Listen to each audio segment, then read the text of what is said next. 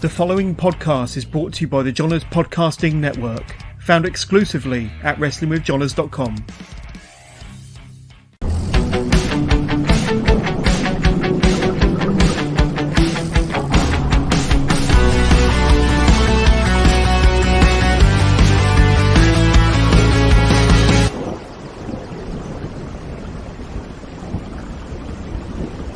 I want to talk to you, I mentioned him briefly earlier, but Johnny Saint.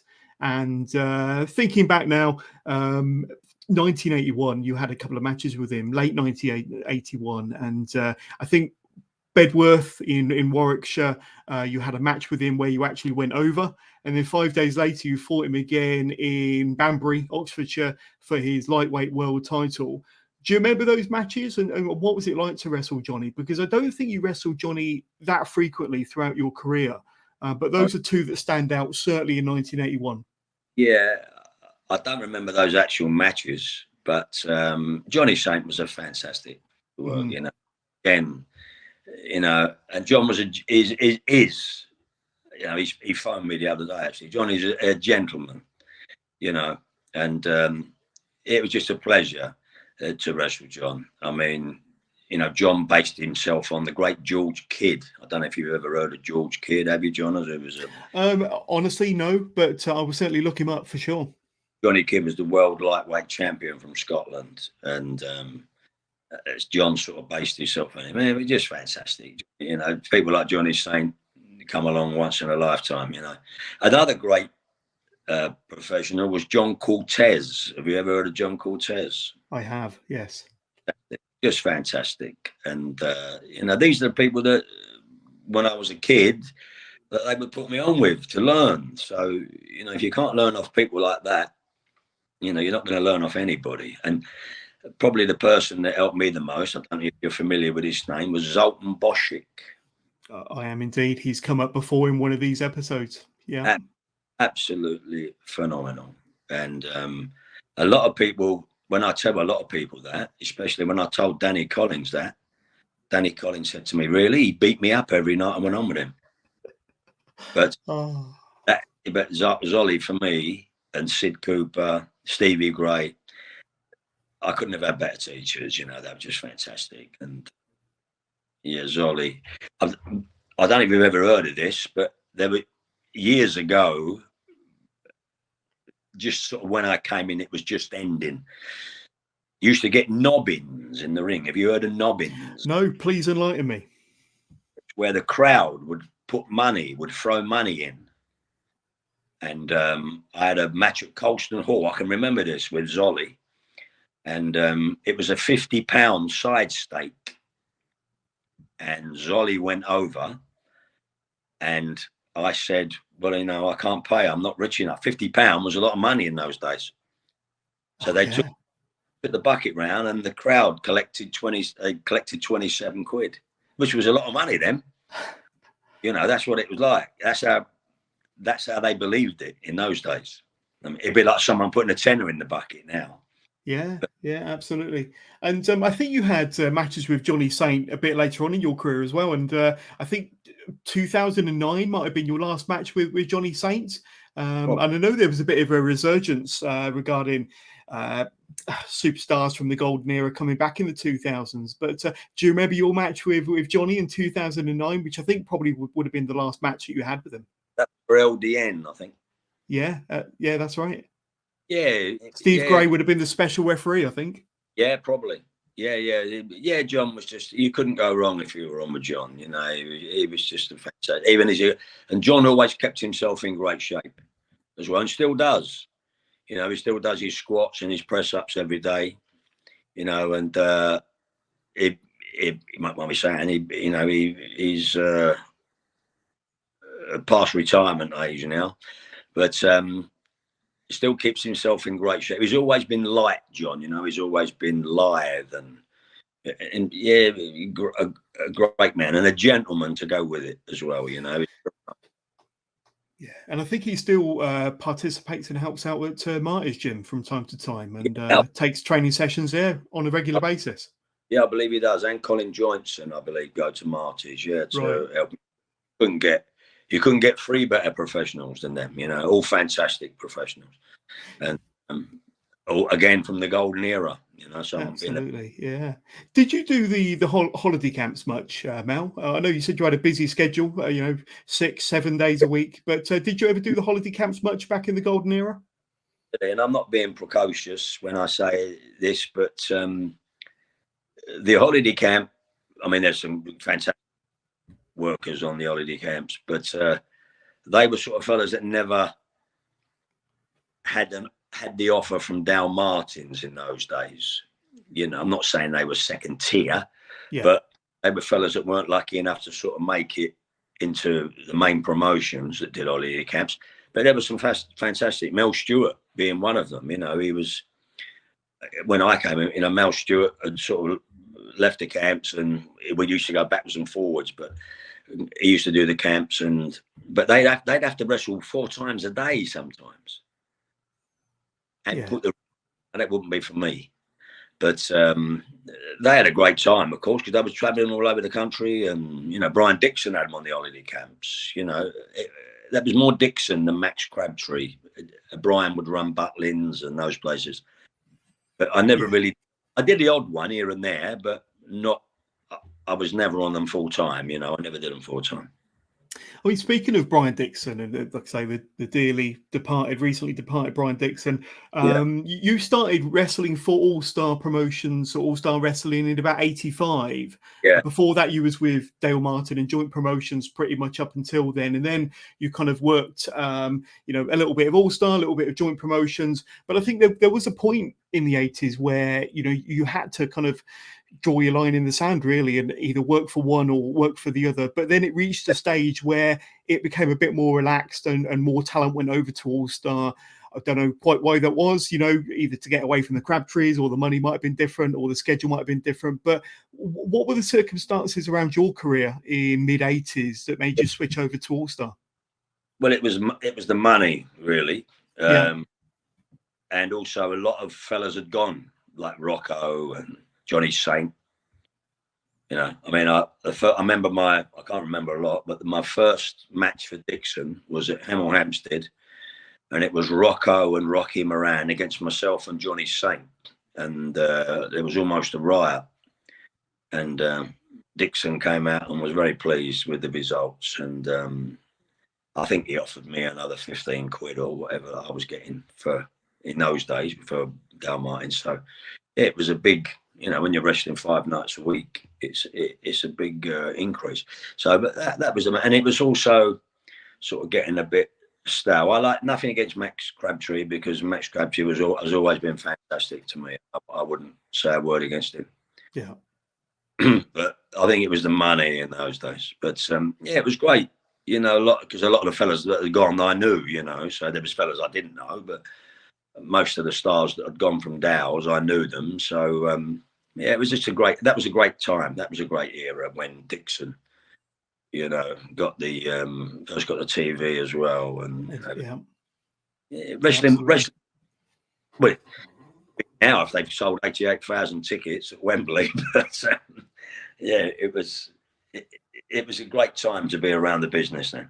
Absolutely. And you've obviously got many fond memories of Brian Dixon, and many years of wrestling for him and AllStar Wrestling. Any fond or funny memories that stick out in particular of your time with Brian? Well, we were both great fans of Bernard Manning, the comedian. Right. So we would always be telling jokes, and I never had a crossword with him. Never had a crossword in all the years, not much. And really too many to mention. They all sort of blend into one, because you was having such a great time that none of them really know. I remember when I had my last match for him on with James at Gravesend 2017, and I was on after the interval, and I don't know if he was maybe not well, maybe the starting of him not being well, and he was going home, and he came to see me, and he said, "Well, Mal, this is it." And I said, "Yeah." And he actually had like tears in his eyes, and he hugged me and said, "Thanks for all the laughs, and thanks." That's probably the greatest memory of him. And just to see that he was a bit moved, that I wasn't going to be around anymore. And yeah, that was a big compliment. And I liked him very much. I liked him. Absolutely. Yeah, I've had nothing but fantastic memories for Brian Dixon, because I've recently had James Mason on, and Lee Bamber, and various others kind of all paying tribute, and now yourself. But I want to talk a bit about Danny Boy Collins now, if we can, because I mentioned that King of Trios match in Wolverhampton 6 years ago, which was one of your probably your second to last match alongside James and Danny Boy.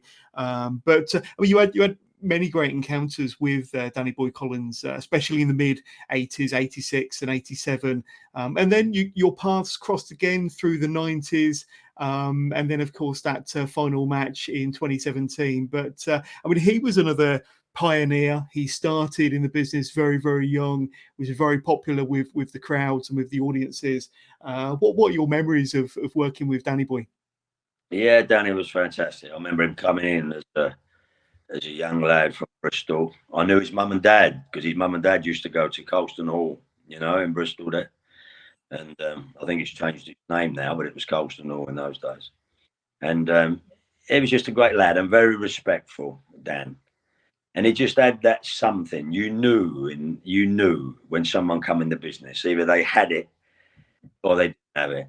James Mason had it. You knew.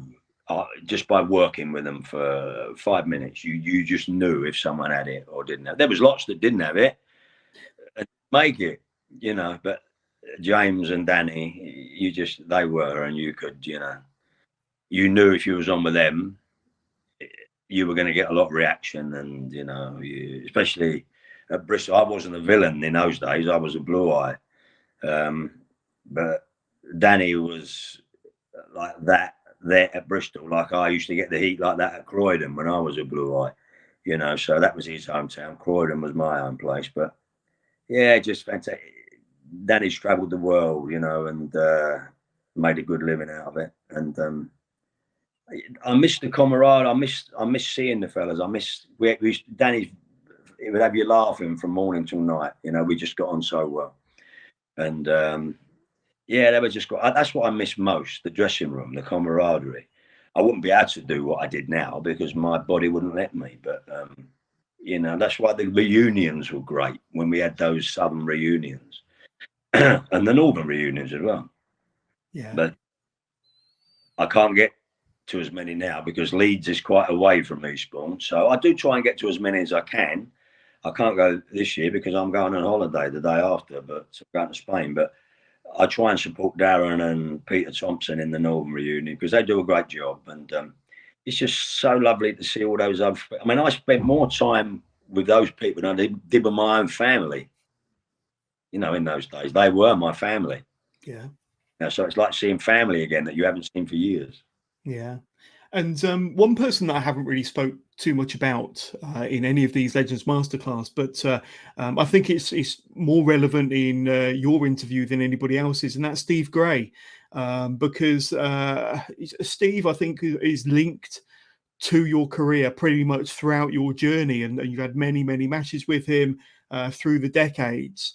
But let's say Steve Gray will always be one of them wrestlers that's kind of interlinked with your story and your journey, won't he, Mel?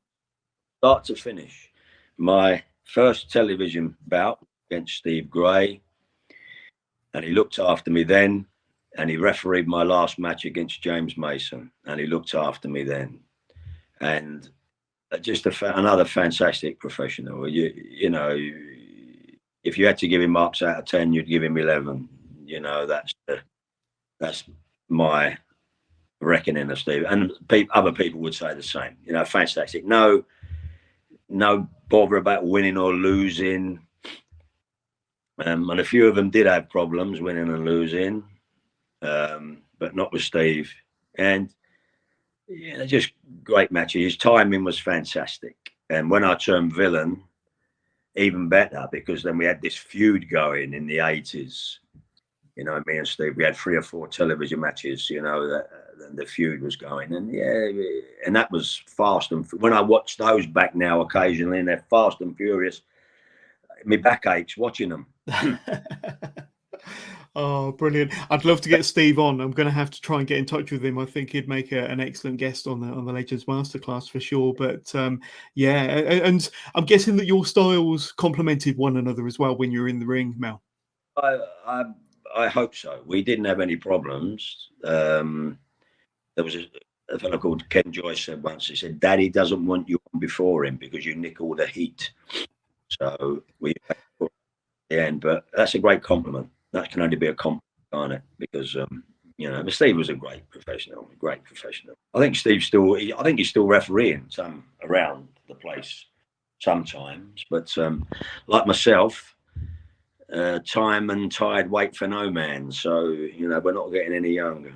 But some people just can't. I mean, you find it very hard to let go of the game when it's been your life. It's very difficult to let go of it, and I've just about managed it now. But other people, you know, they sort of hang on. And I couldn't referee. Steve referees. He's there from match 1 to match 4 or match 5. I couldn't do that personally, but Steve likes it, so you know that's great. Do you remember when Owen Hart came over to the UK about 87? Because I think you were one of the British stars that had a match with Owen Hart. I think Marty Jones might have been another. Johnny Saint might have been another. But I know Owen Hart frequently came over to the UK. He travelled the world. I think he wrestled in Japan. Obviously, we know him from Canada and what he did in the States. But he enjoyed coming over to the UK. And you were one of the stars during that golden era, certainly 1987. That he wrestled. Do you remember wrestling Owen Hart? Ooh, a fantastic worker. I remember wrestling his brother, Bret Hart. Really? Wow. Tell me about it. Broke. And they used to send, Stu Hart used to send them over. And there was 4 or 5 sons, you know, there was Bruce was another one. Keith, yeah. They would to sort of wrestle the British fellas to get them in the way, you know, of the world of sport. You know, technique. And I can remember wrestling Bret at Woking, and that's the only time I think I wrestled him. I wrestled Owen a few times. I wrestled him at Croydon and a few other places. But I met Bret Hart about 5 or 6 years ago, and he said to me, "Hey, Mal, whatever happened to the blonde bombshell?" And I said, "This is what happened to him." Brilliant, absolutely brilliant. He'd had a stroke and wasn't very well. I hope he's better. And I think he is better now. But I know he wasn't very well at one time. But again, but learned a lot of his skill from fellas in England. You know, the same as the Dynamite Kid, the same as the Bulldogs. I wrestled Davey Boy and Tommy a lot. You know, I wrestled Davey the Bulldog when he was a boy. Wrestled him on TV when he was a boy, you know. And he had a bit about him. You can tell if they've got it or not. They were big stars on that. Now, correct me if I'm wrong, but I think you took a bit of a break from the business between 1988 and 1992. Is that about right? And if so, was there a reason why you kind of stepped away for them 4 years? Maybe you were a little bit quieter on the scene, or yeah. I think children, life, yeah. My children were born, and you know, I didn't want to sort of be a dad that never ever saw them. I mean, I was still on the road a little bit, but obviously, I mean, you know, because you've got children that you know, indeed, yeah, things in your life, and I just wanted to be around when they were, you know, kids, and take them to school and pick them up from school and all those silly things that you do. And I was never away from the business. I was always working, but maybe not working but it takes its toll on you as well. You know, when you're up and down the motorway, when you're doing, you know, I remember Sid Cooper used to drive a lot of the way. He used to have his car serviced every month, 10 miles. You know, that's what it was like in those days. Yeah. You know, just everywhere. You were just everywhere. And I'm not talking about locally. I'm talking about you were in Scotland sometimes, and then you were in Devon, and then you were in Folkestone, and then you were in Leicester. It was just a constant stream of up and down the country, you know. Mm. And you mentioned about the grind and some of the stitches that you had in your face and your body. Were there any serious injuries that you suffered along the way, and any niggling injuries or anything that kind of hampered you during your prime? I had 8 stitches in my head at the Albert Hall against McManus. They had to take me to hospital and stitch my head because I was losing so much blood without giving me an injection, which was quite painful. There are pictures of that around. The thing is, you don't think you because you were so fit, you would heal very quickly in those days. If you pulled anything, not like today, if you pulled a muscle today, I'd still be working on it at Christmas. But in those days, you know, you'd heal in a couple of days. And also wrestling helps it because, you know, you were moving around and you were warm and, you know, you just, when you're fitter, obviously you repair a lot quicker than when you're not fit.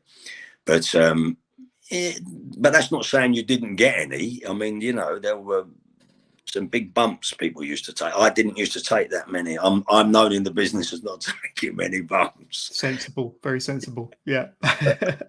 Those that did, I mean, poor Marty now, he took fantastic bumps, but he's suffering with bad legs and stuff. And a lot of the boys, you know, are suffering with ailments that, you know, they took these fantastic bumps. But I was be a bit more sensible. But yeah, I'm still doing my running and I'm still doing my weights, so I'm okay, you know. But obviously, you get a bad back now and again, or you get a bad shoulder or whatever. You know, you're not invincible, but I managed to sort of steer away from too many bad injuries. Yeah. And I've spoken to, I think, 1 or 2 legends in the past, but in the early to mid 2000s, a lot of the golden era stars seemed to kind of make a bit of a comeback and a bit of a resurgence, and promotions like Premier Promotions, the FWA, WAW, and of course AllStar were bringing back the likes of yourself and Steve Gray, Johnny Kidd, Ricky Knight, Robbie Brookside, Brian Maxine, and all these golden era stars. And it kind of almost there was this resurgence all of a sudden 20 years after the peak.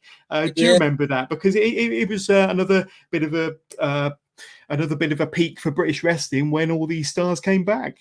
Yeah, that was great as well because you know, obviously you got new people in the business, but they were sort of old names, and you knew, you know, they were going to draw good houses, and you knew it was going to be a great match if you were on with them, you know. And yeah, it was a great time. I mean, up to sort of 95, I would say, was, you know, from 77. So I had sort of 20 years at the sort of near the top.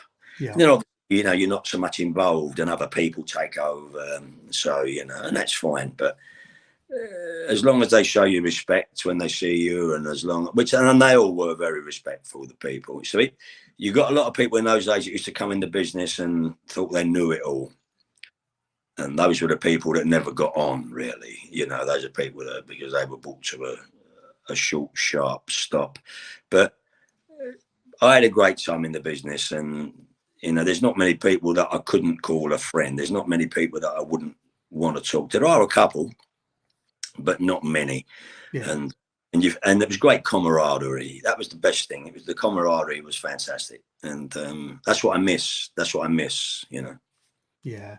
Who would you say, if you were to maybe shortlist the top 1, 2, or 3 of some of your favourite opponents, or some of your favourite people to get into the ring with, whether it be, you know, some of the best matches you've had, or just having great fun in the ring? But there are kind of 3 names that you can list out that might be your favourite 3 to step in the ring with.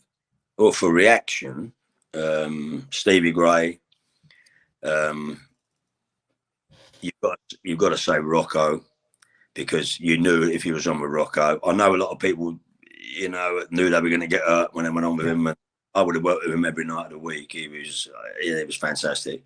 And probably Johnny Saint. Yeah, I mean, you know, that was always a clean match and a very technical match. And you knew if you was on with these guys, everything was going to be okay.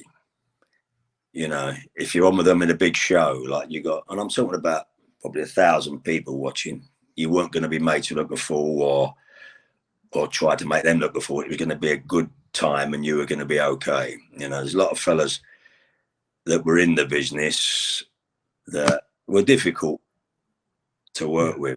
You know, I won't mention names. No. And some made it difficult on purpose, you know, because you'd got on and you were maybe a name and they weren't, it, you know, and it didn't do you any good and it didn't do them any good. But they're probably, the top three.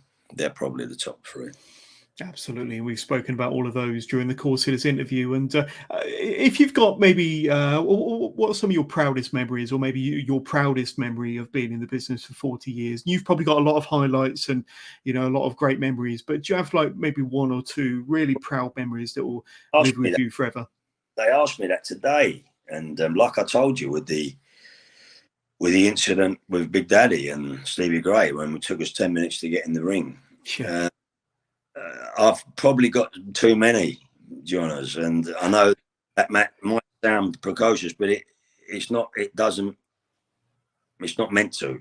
I mean, I was very, very lucky, and I had some, you know, fantastic times in the wrestling game, and obviously working at the Albert Hall, being on television, working at Fairfield Hall. They were all prestigious venues, but no. Just being around, just being lucky enough to be around such fantastic people.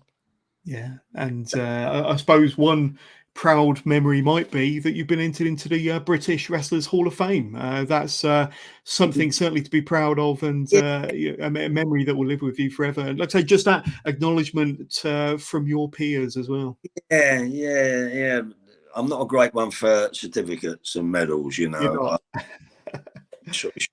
From that, but I just take all the great memories that all these people have given me, and as I said to you before, they were like my family. I saw more of them than I did my actual family, and when I see them now, when I haven't seen them for 10 years, 15 years, it's like meeting up with an old member of the family, and it's fantastic. But too many, really, I've had too many great times, and too many, nothing stands out because there was just too many of them. It was all a wonderful journey. And still continues to be. But Mel Sanders, it's been awesome speaking to you on episode 6 of the Legends Masterclass. But I just want to thank you so much for your time. You've been a great guest. My pleasure. Thank you very much. And thank you for thinking of me.